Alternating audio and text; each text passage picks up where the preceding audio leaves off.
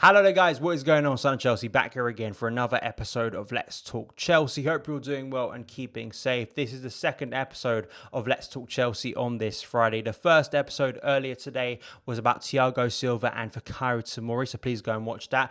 But this one, I had to come back on and record another episode about these links to David Alaba from Bayern Munich and a potential January transfer to Stamford Bridge. But before we get into any of that good stuff, I want to ask you guys, if you haven't already, hit that subscribe button and the notification bell so you never miss an upload. Also hit the like button if you're enjoying the content because it helps out the channel as well. We just passed 18k subs, so thank you so much for that landmark. It'd be really cool if we could reach potentially 20k subscribers by Christmas Day or even the end of 2020. So thank you for your continued support. Share, like, comment. Thank you so much for all that stuff because it really means the world to me. But let's get into this link to David Alaba. It's really exciting. It's really interesting to talk about. And not only in terms of Alaba, the player, what he could bring to Chelsea, which we'll get into straight away, but also the wider issue for me of the left back area for Chelsea.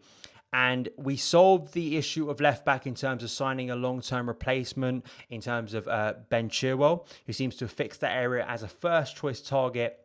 But in terms of the options behind Ben Chilwell now, there is for me a massive drop in quality.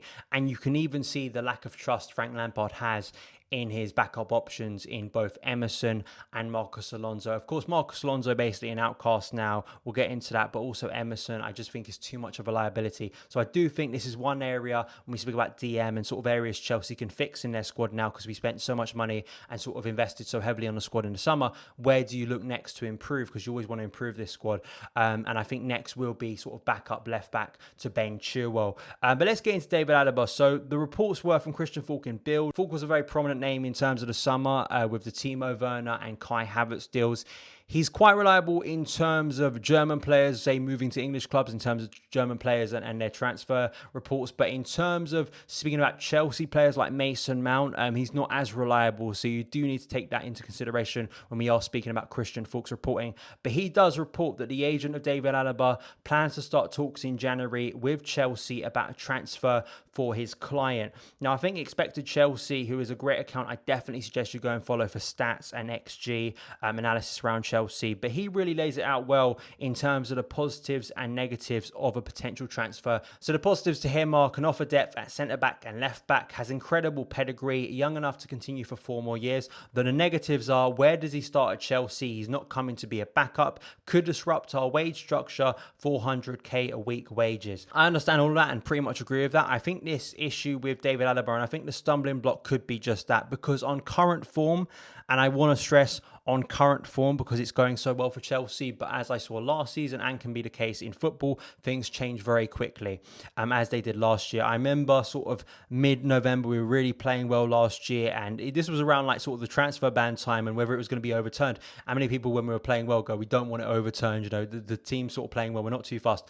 But then results soured and suddenly people wanted the transfer ban overturned and people wanted us to spend big in January. So the same could be the case again. Chelsea could suddenly lose a couple games and people were suddenly doubting that back four, right? But currently that defence looks pretty solid. And in terms of getting in front of that, when the first choice options are available at the moment, Ben Chilwell, Kurt Zouma, Thiago Silva and Reece James, for me, that's the current back four. That's the first choice back four. I want that back four playing pretty much every game they can at the moment. And does David Alaba get in front of that? Yes, he's a player with pedigree and class and experience and quality and versatility, which I think is a massive thing for Frank Lampard this season. But in terms of growing a consistent back four, this is something Chelsea fans have been calling for Frank Lampard pretty much since last year. But at the start of this season, consistency, balance. He seems to have found that, you know, the centre-back partnership of Zouma and Silva is working so well. They seem to be growing with each other, especially it's really improving the game of Kurt Zouma. In terms of the fullbacks, we've got 2 young, promising fullbacks who are really excelling so far this season, 2 of our best players so far this season. Do you really want to disrupt those 2 players' development? But on the other side to that, and this is not only about Alaba, but recruiting, is the congested nature of this season, resting players. There is a concern as we go into the busiest period of the season. You know, you think about that Christmas period, which is always busy, but especially this year with all the other games Chelsea have played, you know, it's sort of how congested it is on top of it being a busy period naturally in a normal year. especially the 48-hour period between Aston Villa and the Arsenal games. Frank Lampard is going to have to rotate pretty much most of the team you expect in those two games. And I look at a player like Ben Chilwell, who's playing most games at the moment. Frank doesn't seem to have the trust in Emerson or Marcos Alonso. And on Emerson, I can absolutely understand why. I think the short-term solution would be for me to play Dave at left-back if you have to shift out Ben Chilwell and give him a rest potentially, or worse, he gets injured. I think for me, I trust Dave more. Yes, you're losing something in acceleration and attacking output from your left back, but for me, Emerson is too much of a liability. Yes, he's second choice at the moment, and he has shown some good moments in his Chelsea career, but for me at the moment, even in brief spells when he comes off the bench, you see the liability in him defensively, allowing Andy Carroll to stay on side basically, and that could have made the last couple of minutes at Newcastle pretty edgy if I think it was Rudiger sort of bailed Emerson out there in a block from the Carroll shot. But in terms of Emerson, I've seen it far too often now, even in small moments. I think about the Tottenham game where Ben Chilwell came off for Emerson in that League Cup game. We were winning the game, and then Emerson lost his man at the back post, Lamela, and he scores to make it 1-1, and we eventually lose the game on penalties. I think the lack of trust is there to see, and Chelsea need to rectify this issue. But once again, you look at a player like Alaba, and there's no denying the quality of him, what he can bring to Chelsea in terms of winning experience, in terms of pedigree. I mean, just look at Thiago Silva, the influence he's had in a short period of time has been absolutely monumental to improving our defence. And, it's that sort of, ruthless winning mentality Chelsea have to go out there and improve the squad over and over again to get to the top of the game again, winning Premier League titles, competing in the Champions League. This player has got bags of experience on the biggest stage. And I just wonder, Chelsea going in for first choice targets, Chelsea going in to be ruthless, to improve the first team squad.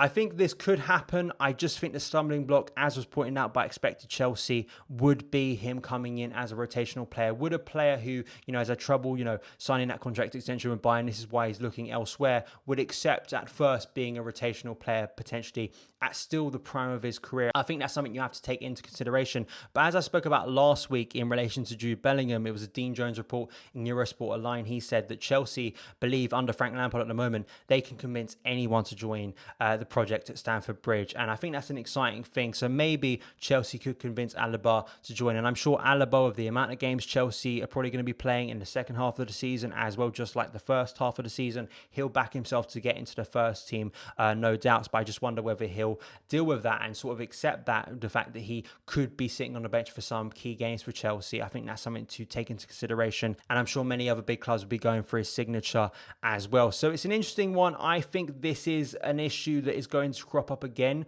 just in terms of the left back sort of depth problem that Chelsea have at the moment, and trying to shift unwanted players. I'll say this about every transfer and every position that's linked at the moment regarding January. We have to be getting outgoings to get incomings, basically. A player has to leave for one to come in. Shifting unwanted players was a big problem for Chelsea at the back end of the summer transfer window. All the brilliant business we did, it was sort of the one negative that we now have such a bloated squad, which isn't as bad in such a congested, hectic season. But there is players, as I was speaking about earlier, for Kaio Tomori, other ones as well, Christensen and Marcos Alonso, who just aren't getting any game time and probably need to be shifted in January. Though, will Chelsea find any potential suitors for them in January, which is always such a weird month and a strange month, and usually it's very difficult to get substantial business done in January? Will that change as we go into that January transfer window? And could Chelsea potentially convince David Alaba to join Chelsea? What do you think this transfer would mean? Do you think it'd be a really good transfer for Chelsea? Let me know in the comments below. But that is it for this episode of Let's Talk Chelsea. Thank you guys so much for taking the time to watch it. If you did enjoy it, hit that subscribe button and the notification bell so you never miss an upload. Follow me on Twitter at Son of Chelsea, and I'll see you again